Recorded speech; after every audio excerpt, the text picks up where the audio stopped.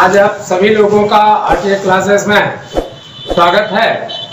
आज हम सभी लोग चाहे वह 9th के हो, 10th के हो, 11th के हो या 12th के हो, जो परीक्षा पॉइंटेड इम्पोर्टेंट है ब्लड से संबंधित, उसके बारे में हम अध्ययन करेंगे कि ब्लड क्या है। तो ब्लड के बारे में हम देखें कि अंग्रेजी में इसको ब्लड कहा जाता है, ये रुधिर यानी रुधिर भी कहा जाता है और रक्त भी कहा जाता है। दूसरी बात, हम ब्लड की बात करते हैं तो देखें ब्लड एक कोलाइड की तरह होता है, यानी कैसा होता है? कोलाइड की तरह होता है, यानी एक कोलाइड की तरह होता है। कोलाइड किसे कहते हैं? जैसे मान लीजिए कोई गाढ़ा विलयन होता है, यदि उसको महीन कपड़े से छाना जाए तो वह जल्दी से नहीं छनता है, और जो जल्दी से छन जाता है उसको हम वास्तविक कहते हैं। तो जो जल्दी से नहीं छनता है, जैसे मान लीजिए किसी भी का यदि रक्त को महीन कपड़े से छाना जाए तो वह छनता नहीं है, जल्दी से वो विसरित नहीं होता है। तो ऐसा बना जो विलयन होता है, अर्थात हमारा जो पदार्थ होता है वह कोलाइड कहलाता है। यानी रक्त हमारा एक कोलाइड है, कोलाइड की तरह होता है। अब रक्त को और क्या कहते हैं, यानी ब्लड को और क्या कहते हैं? ब्लड हमारा एक तरल संयोजी ऊतक होता है। यानी ब्लड क्या होता है? एक तरल संयोजी ऊतक होता है, संयोजी ऊतक होता है। अब हम इस ब्लड के बारे में देखेंगे कि यह तरल संयोजी ऊतक कैसे होता है। यानी इस ब्लड के द्वारा देखेंगे कि वो हमारे समस्त खाद्य पदार्थों का, गैसों का, सजीव पदार्थों का वह निष्कासन भी करता है और स्थानांतरण भी करने का काम करता है, एक दूसरे से जोड़ने का भी काम करता है। अर्थात इस कारण से हम ब्लड को एक तरल संयोजी ऊतक कहते हैं। अब बात फंसता है कि ब्लड जो होता है वह क्षारीय होता है। ब्लड क्या होता है? क्षारीय होता है। अब क्षारीय का मतलब क्या होता है कि यह क्षारीय क्यों होता है? क्योंकि इसका जो पीएच मान होता है ये 7.4 के बराबर होता है। यानी जो 7 से अधिक आता है उसका पीएच जो भाग होता है वह 7 से अधिक वाले को हम क्षारीय कहते हैं, 7 से कम वाले को अम्लीय कहते हैं, और जिसका 7 मान आता है उसको हम उदासीन कहते हैं। अर्थात यह 7.4 है, इस कारण से ब्लड हमारा क्या होता है? क्षारीय होता है। तो ये आपने देखा कि ये पीएच मान 7.4 के बराबर होता। अब आता है कि ब्लड क्षारीय है क्यों, यानी यह क्षारीय है आखिर क्यों है? तो आप देखेंगे कि जो ब्लड होता है इस ब्लड में कैल्शियम आयन होते हैं, मैग्नीशियम आयन होते हैं, कैल्शियम बाइकार्बोनेट होता है, ये पहले ध्यान दीजिएगा। फिर मैग्नीशियम बाइकार्बोनेट होता है, यानी मैग्नीशियम बाइकार्बोनेट होता है, सोडियम क्लोराइड होता है, मैग्नीशियम क्लोराइड होता है। इन सभी के कारण आप देखेंगे कि जो ब्लड होता है वह क्षारीय होता है। क्या होता है? क्षारीय होता है। यानी क्यों होता है? तो calcium, magnesium, calcium bicarbonate, magnesium bicarbonate, sodium chloride, magnesium chloride आदि के लवण घुले होने के कारण रक्त क्या होता है? क्षारीय होता है। अब हम इस क्षारीय के बाद अध्ययन करेंगे अस्थियों में कैसे बनता है, कहाँ बनता है, प्लस कितने की मात्रा में किसमें होता है। तो हम देखें कि ब्लड जो होता है, ये ब्लड यहाँ पे मेल हम लिख रहा है और यहाँ पे फीमेल लिख रहा है। तो मेल में जो होता है ये 5.5 लीटर के लगभग मानी जाती है। दूसरी बात, जो फीमेल होते हैं उनमें 5 लीटर माना जाता है। कितना माना जाता है? 5 लीटर, और इसमें 5.5 लीटर। ये दिमाग में रखना है। इसी कारण से फीमेल हमेशा पुरुषों की अपेक्षा अर्थात मेल की अपेक्षा कमजोर होती हैं।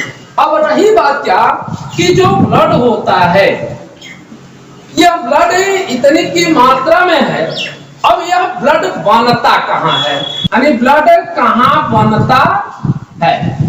अब इसको हम अध्ययन करेंगे कि ब्लड कहाँ बनता है। तो आप देखें कि जो नौजवान होते हैं, जो बड़े लोग होते हैं, यानी शिशु को छोड़कर बाकी जिनके अंदर हड्डियां होती हैं, उन हड्डियों में बोन मैरो होता है, यानी हड्डियों में, ध्यान दीजिएगा, हड्डियों में बोन मैरो अर्थात अस्थि मज्जा पाया जाता है। क्या पाया जाता है? अस्थि मज्जा। उस अस्थि मज्जा में ध्यान दीजिएगा अनेक प्रकार के रुधिराणु और रुधिर इत्यादि ये सभी बनते हैं। अर्थात अस्थि मज्जा में अर्थात जो हड्डियां होती हैं, ये हड्डियां खोखली होती हैं और हड्डियों के खोखलेपन में अस्थि मज्जा भरा होता है और अस्थि मज्जा में ही आपका रुधिर बनता है। परंतु बात आती है कि मान लीजिए हम लोगों के शरीर में हड्डी है, हड्डी खोखली है, उसमें अस्थि मज्जा है, उसमें ब्लड बनता है, लेकिन जो शिशु होता है, एक गर्भ में पल रहा जो शिशु होता है, उसमें ब्लड कहाँ बनता है। तो क्वेश्चन आता है कि शिशुओं में ब्लड कहाँ बनता है, यानी शिशुओं में, यानी किन शिशुओं में जो गर्भ में पल रहे हैं, यानी गर्भ शिशुओं में खून कहाँ बनता है। अब ध्यान दीजिए, खून कहाँ बनता है, यानी खून भी कहते हैं, तो खून कहाँ बनता है, तो ये दिमाग में रखना है कि यह लीवर में बनता है। कहाँ बनता है? लीवर में। और लीवर के मीसोडर्म में, कह सकते हैं लीवर के मीसोडर्म में बनता है। यानी ये तो हो गया ब्लड का बनना। अब दूसरी बात क्या होता है कि ब्लड कोई पूछ देता है कि जो हमारे शरीर में जो ब्लड बन रहा है वो स्टोरेज कहाँ होता है, यानी एकत्रित कहाँ होता है, यानी ब्लड का एकत्रीकरण, यानी ब्लड का एकत्रीकरण, यानी ब्लड एकत्रीकरण, यानी ब्लड कहाँ पर स्टोरेज होता है। तो सबसे पहले ये देखें कि जो ब्लड होता है स्टोरेज हमारे शरीर में बाएं तरफ एक अंग होता है जिसको हम अंग्रेजी में स्प्लीन कहते हैं। क्या कहते हैं? स्प्लीन। यानी स्प्लीन को हिंदी में कहा जाता है प्लीहा, देहात में कहा जाता है इसको तिल्ली। ये ध्यान दीजिएगा। तो हम देखें कि जो खून होता है स्टोरेज का काम स्प्लीन में करता है, अर्थात प्लीहा में करता है, अर्थात देहात के भाषा में इसको तिल्ली कहते हैं। इसीलिए दिमाग में रखिएगा कि आदमी अधिक चोट कब खाता है, जब कोई मारता है, यदि दाहिने तरफ मारेगा तो ध्यान दीजिएगा कि दाहिने तरफ यदि मारता है तो समझिएगा कि कम चोट लगता है, लेकिन यदि बाएं तरफ मार देता है तो कहीं अचानक प्लीहा फट जाता है तो आदमी एक्सपायर कर जाता है। ये पहली बात दिमाग में रखना है। दूसरी बात क्या है कि जब हम किसी भी चीज को खाते हैं तो खाने के बाद हमारे बॉडी में कोलेस्ट्रॉल बनता है। क्या बनता है? कोलेस्ट्रॉल। और कोलेस्ट्रॉल क्या होता है, अब इसको ध्यान देना। कोलेस्ट्रॉल एक चिपचिपा पदार्थ होता है। जितना भी हम तैलीय सामानों को खाते हैं, यानी तेल युक्त सामान को खाते हैं, तो इस स्थिति में हमारे बॉडी में कोलेस्ट्रॉल बढ़ता है। और कोलेस्ट्रॉल जब बढ़ जाता है तो मनुष्य के जो मांसपेशियां होती हैं या जो बॉडी जो रक्त होता है उसमें कोलेस्ट्रॉल की मात्रा बढ़ जाती है, जिसके उपरांत व्यक्ति तो मोटा तो होता है परंतु वह बीपी का पेशेंट हो जाता है। तो कोलेस्ट्रॉल बढ़ने के कारण हमारा जो बीपी होता है ये बढ़ जाता है। इसका कारण क्या होता है? बीपी का बढ़ना। जब कोलेस्ट्रॉल आता है और दूरदीर्घ धमनियों में जब ये जमा हो जाता है तो जो हमारा हार्ट होता है ये रक्त को पंप करता है, और जितना ही तेज ये इधर से पंप करता है, यानी हार्ट से बॉडी के समस्त कोशिका तक पंप करता है। करने का मतलब क्या है कि इसमें हमारा धमनी है, धमनिका है, धमनी केशिका होती है जो मोटी से पतली होती चली जाती हैं, जिसके उपरांत देखेंगे कि जब हार्ट ब्लड को पंप करता है तो वह 120 के स्पीड से करता है। ये दिमाग में रखे रहना। और जब वहां से वापस लौट कर आता है जहां तक उसको भेजना है, वहां से जब लौट कर आता है तो वह 80 के स्पीड से चलता है। तो इसी को डॉक्टर के भाषा में क्या कहते हैं लोग, बीपी है। अर्थात इस बीपी को 120 को हाई यानी हार्ट से ब्लड को पूरे बॉडी में भेजता है, और वहां से लौट करके जो बचा हुआ रक्त होता है जो आता है वह आपका 80 होता है, यानी हाई ग्राम, यानी ये पारे के अनुसार चलता है, हाई मिलीमीटर ग्राम, HGM कहते हैं, यानी हाई ग्राम मिलीमीटर के हिसाब से होता है। दूसरी बात क्या होता है कि कोलेस्ट्रॉल किसी बॉडी में कितनी होनी चाहिए, किससे अधिक हो जाए तो वह गड़बड़ा जाता है। ये दिमाग में रखे रहना, जो कोलेस्ट्रॉल की मात्रा होती है वो 200 डेसीलीटर होनी चाहिए, यानी डेसीलीटर, ये दिमाग में रखे रहना है, यानी 200 डेसीलीटर आपकी मात्रा होनी चाहिए। यदि 200 डेसीलीटर से ऊपर है तो समझिए हम खतरे में चल रहे हैं। इसको पहला काम तो ध्यान देना है। तो ये हमारा रहा ब्लड। अब हम ब्लड के बारे में अब पढ़ेंगे कि ब्लड लाल होता है। आखिर ब्लड लाल क्यों होता है और ब्लड की कमी से रोग हो जाते हैं, तो इसके बारे में थोड़ा सा हम अध्ययन करेंगे। हम ब्लड कहते हैं लाल होता है। चलिए, ब्लड लाल होता है तो क्यों होता है, लाल होता है, आखिर क्यों होता है, अब इस पर प्रश्न उठता है। तो ब्लड में एक दिमाग में रखे रहना कि इस ब्लड में HB होता है, जिसको हम कहते हैं, H माने होता है हीट, और हीट माने होता है एक लाल रंग, लाल रंग, और इसको B को कहते हैं ग्लोबिन, यानी ग्लोबिन। ग्लोबिन जो होता है वह प्रोटीन होता है। क्या होता है, प्रोटीन।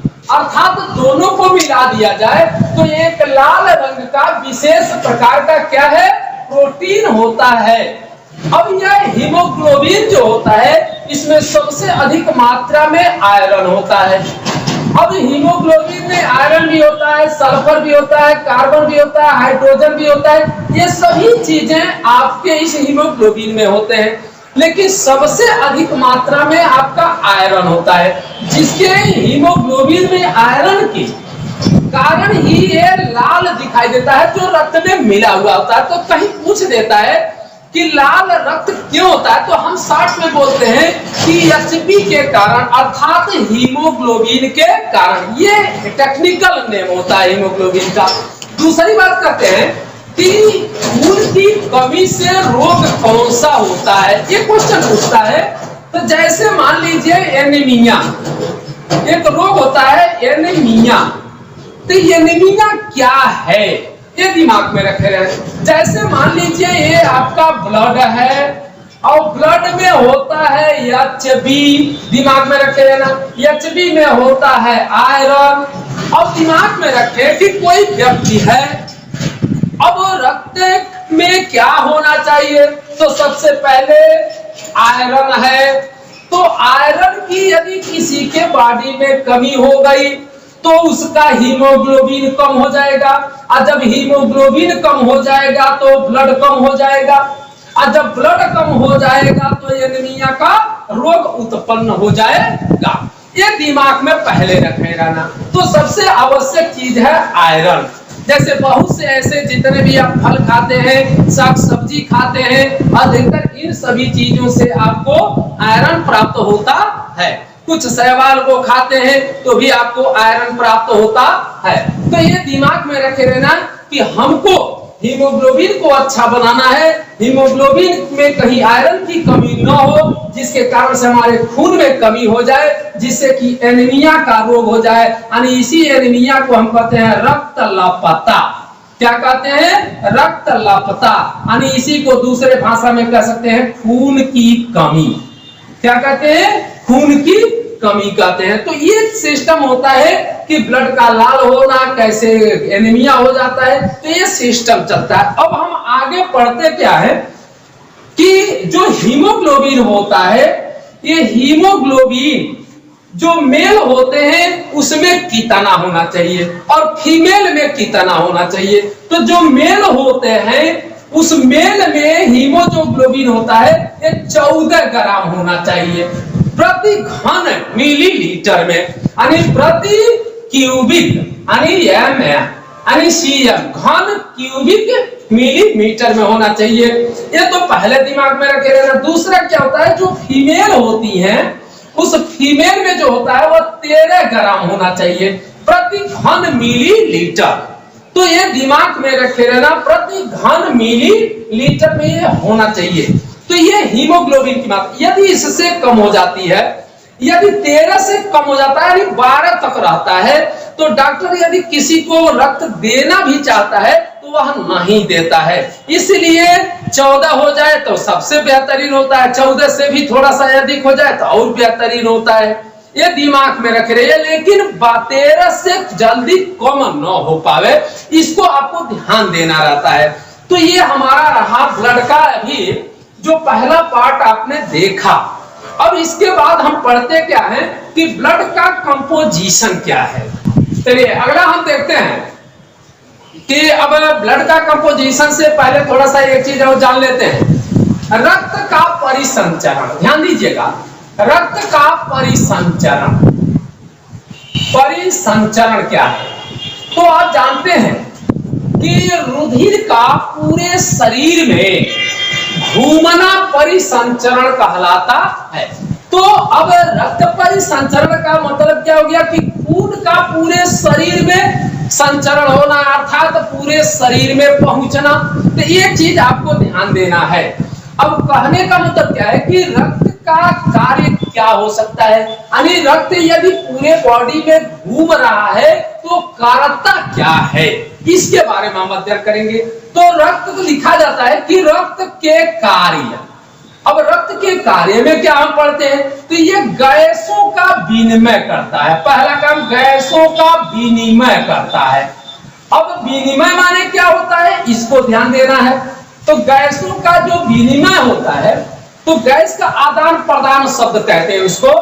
तो ये जो Hb होता है रक्त में, ध्यान दीजिएगा, रक्त में Hb यानी हीमोग्लोबिन ये क्या करता है, वायुमंडल में उपस्थित जितने भी जो नाइट्रोजन होते हैं, ऑक्सीजन होता है, थोड़ा सा ध्यान दीजिएगा कि वायुमंडल में, ध्यान दीजिएगा वायुमंडल में 78% आपका नाइट्रोजन होता है। ध्यान देना, जो वायुमंडल में ऑक्सीजन होता है ये ऑक्सीजन आपका 21% होता है।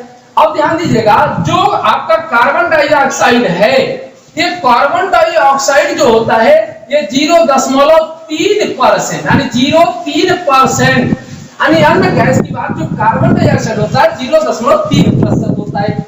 अब जब हम ग्रहण करते हैं तो ध्यान दीजिएगा कि वायुमंडल से जब हम इस सभी चीजों को ग्रहण करते हैं तो ये पूरे के पूरे इतने परसेंट के हिसाब से आपके बॉडी में जाते हैं।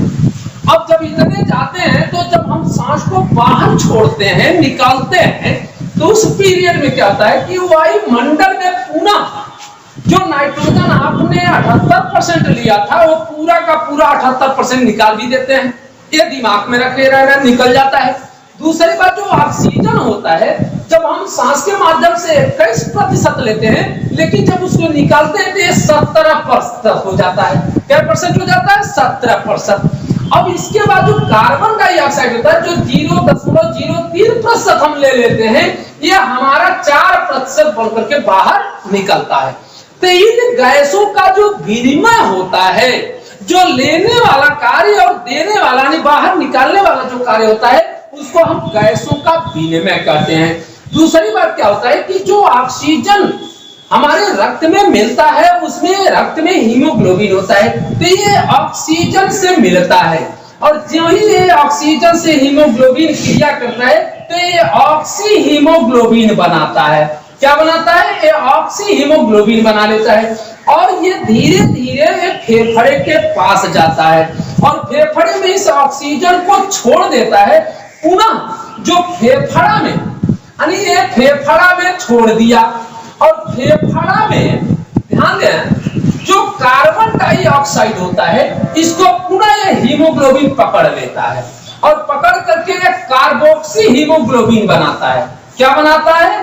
कार्बोक्सी हीमोग्लोबिन बना लेता है। तो ये कार्बोक्सी हीमोग्लोबिन जब बन जाता है तो यह श्वसन मार्ग के माध्यम से ये नासिका मार्ग से होते हुए वायुमंडल में विसरित कर दिया जाता है। तो ये हमारा देखे कि रक्त में एचबी ऑक्सीजन को लिया, ऑक्सी हीमोग्लोबिन बनाया, ऑक्सीजन को फेफड़े में छोड़ा, फेफड़े में उपस्थित कार्बन डाइऑक्साइड से हीमोग्लोबिन क्रिया किया, कार्बोक्सी हीमोग्लोबिन बनाया, जिसको वायुमंडल में इसको विसरित कर दिया। तो ये रक्त के ये कार्य हो गए, ये दिमाग में पहले रखना। दूसरी बात क्या कहता है कि यह न्यूट्रिएंट यानी पोषक तत्वों का स्थानांतरण करता है, यानी ये पोषक तत्व का स्थानांतरण करता है, स्थानांतरण करता है। अब पोषक तत्व क्या है ये दिमाग में रखे रहना। जैसे आप नाना प्रकार के भोज्य पदार्थों को ग्रहण करते हैं तो उसमें कार्बोहाइड्रेट मिलता है, विटामिन, प्रोटीन, खनिज लवण, ये सभी चीजें, फैट, ये सभी चीजें आपको मिलते हैं, प्रोटीन वगैरह सब प्राप्त होते हैं और ये सभी रक्त में स्वांगीकरण के फलस्वरूप रक्त में मिल जाते हैं। और रक्त में मिलने के पश्चात क्या होता है कि रक्त इन पोषक पदार्थों को बॉडी के समस्त कोशिका में, यानी ये सभी पोषक तत्वों को पहले वह हार्ट के पास जाता है, क्योंकि इसमें जो न्यूट्रिएंट होता है इसमें ऑक्सीजन नहीं होता है, क्योंकि ये तो केवल न्यूट्रिएंट होते हैं। अब इस पूरे न्यूट्रिएंट को हार्ट जो होता है वो पंप कर देता है किसके पास? फेफड़े के पास। फेफड़ा क्या करता है? पूरे न्यूट्रिएंट में ऑक्सीजन को मिलाता है और जब ऑक्सीजन को मिला देता है तो पूरा वह हार्ट को दे देता है और हार्ट क्या करता है? उस ऑक्सीजन युक्त यानी शुद्ध खून को पूरे बॉडी में सप्लाई कर देता है। तो उसके साथ में आपका क्या हो गया? पोषक तत्वों का भी रक्त के द्वारा क्या हो गया?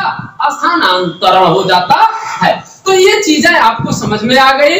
दूसरी बात क्या होता है कि जैसे एक रोग होता है मलेरिया, थोड़ा सा ध्यान दीजिएगा यार।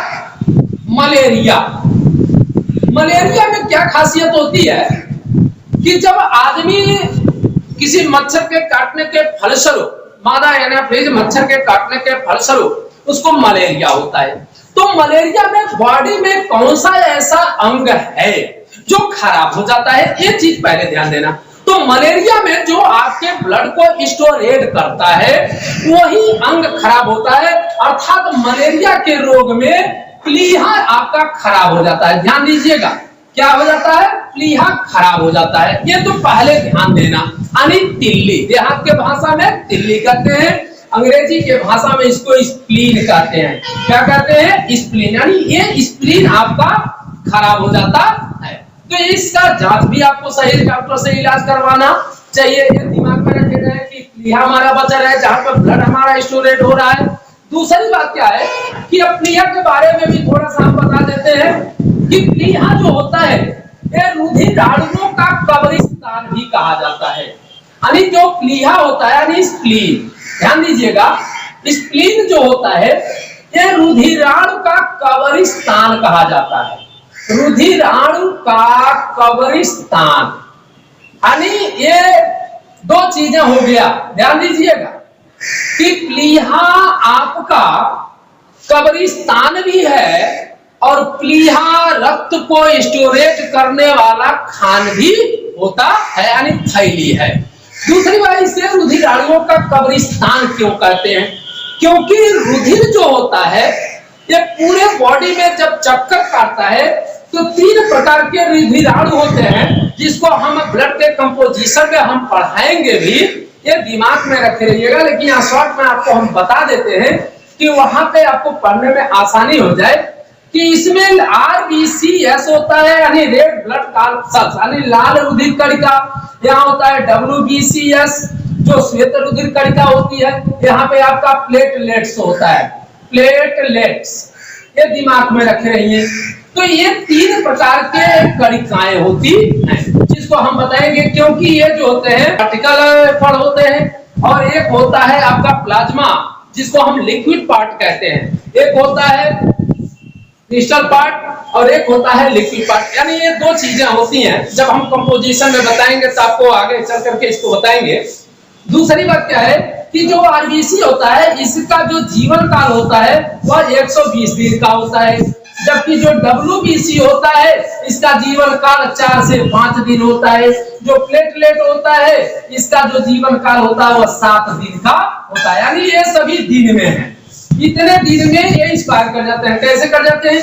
क्योंकि जी लाल रुधिर कणिका का 120 दिन होता है, तो ये तुरंत प्लीहा से होकर के सभी लोगों को गुजरना पड़ता है। जो 120 दिन का हुआ वो प्लीहा में जाके दफन हो जाता है। इसीलिए प्लीहा को हम क्या कहते हैं? रुधिराणुओं का कब्रिस्तान। फिर यदि 4-5 दिन आपका डब्ल्यूबीसीएस का हो जाता है तो ये जाकर के प्लीहा से जब गुजरता है तो वहां पर दफन हो जाता है। ऐसे ही 7 दिन के बाद आने आपका प्लेटलेट भी क्या हो जाता है? दफन हो जाता है। इसीलिए रुधिराणुओं के कब्रिस्तान को हम क्या कहते हैं? स्प्लीन कहते हैं, अर्थात प्लीहा कहते हैं। क्या कहते हैं? प्लीहा। यानी देहात में इसको तिल्ली कहते हैं। तो ये दिमाग में रखे रहना। अब हम आगे पढ़ेंगे ब्लड का कंपोजिशन क्या है। ये हम यहाँ पर ब्लड का कंपोजिशन का अध्ययन करेंगे, जिसमें जो ब्लड का कंपोजिशन होता है इसमें 2 पार्ट होते हैं। पहले पार्ट को हम लिक्विड पार्ट कहते हैं, दूसरे पार्ट को हम पार्टिकल पार्ट कहते हैं। सबसे पहले चीज यह है कि लिक्विड जो पार्ट होता है जैसे तरल टाइप होता है, जैसे आपका चीनी होता है, पानी होता है। पानी को लिक्विड कहते हो और चीनी को पार्टिकल पार्ट कहते हो। ठीक इसी प्रकार से जो रक्त होता है उसमें जो प्लाज्मा होता है उसको हम लिक्विड पार्ट कहते हैं। जो रक्त में केवल 60% पाया जाता है, यानी अधिकता ये 60% पाए जाते हैं। दूसरे जो पार्टिकल पार्ट होते हैं इसमें कणिकाएं होती हैं। ये कणिकाएं 3 क्वालिटी की होती हैं। जो प्लाज्मा होता है ये पीला होता है। तो पीला कलर क्यों होता है? तो जानते हैं कि प्लाज्मा में 2 प्रकार के प्रोटीन होते हैं, एक फाइब्रिन होता है, एक प्रोथ्रोम्बिन होता है। ये 2 प्रकार के प्रोटीन के कारण जो प्लाज्मा होता है वो पीला होता है। यदि दोनों प्रकार के प्रोटीन को बाहर कर दिया जाए तो जो प्लाज्मा होता है ये हल्का पीला हो जाता है। दूसरी बात, जो कणिकाएं होती है यानी पार्टिकल जो पार्ट होता है इसमें आपका आरबीसीएस होता है। एक दिमाग में रखें, यानी इसको बोलते हैं लाल रुधिर कणिका, रेड ब्लड कॉर्पस्कल। दूसरा होता है डब्ल्यूबीसीएस यानी श्वेत रुधिर कणिका। तीसरा होता है आपका प्लेटलेट। ये दिमाग में रखे रहे।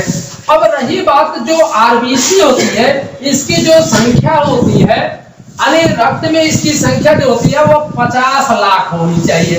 कितनी होनी चाहिए? 50 लाख।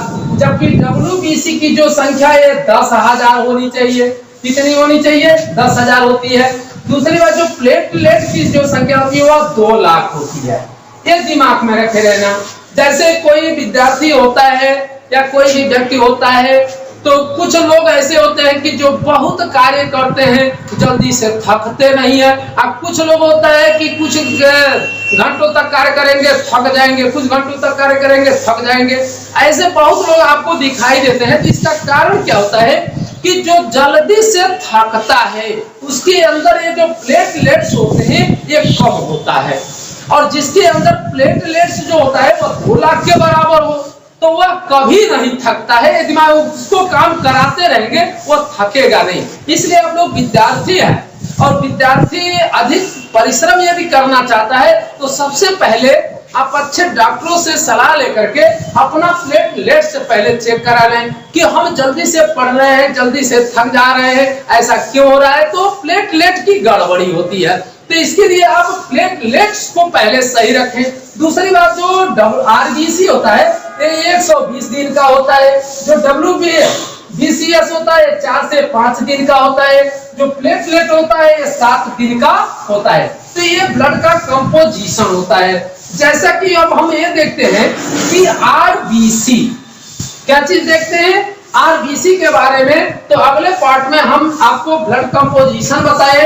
अब अगले पार्ट में हम ये बताएंगे कि आरबीसी क्या है, डब्ल्यूबीसी क्या है और प्लेटलेट क्या है। इनसे गड़बड़ियां होंगी तो क्या होंगी। दूसरी बात, फाइब्रिन प्रोथ्रोम्बिन क्या है। तो अगले पार्ट में हम पढ़ाएंगे जब आपको ब्लड क्लॉटिंग पढ़ाएंगे कि ब्लड थक्का बनता है, परंतु कैसे फिर इन कणिकाओं का आकार होता है तो कैसे, ठीक है, ये सभी चीजों के बारे में हम अगले पार्ट में अध्ययन करेंगे। इसी के साथ आपका आरटीए क्लासेस में सभी लोगों को धन्यवाद और इसी तरीके से आप बने रहिए।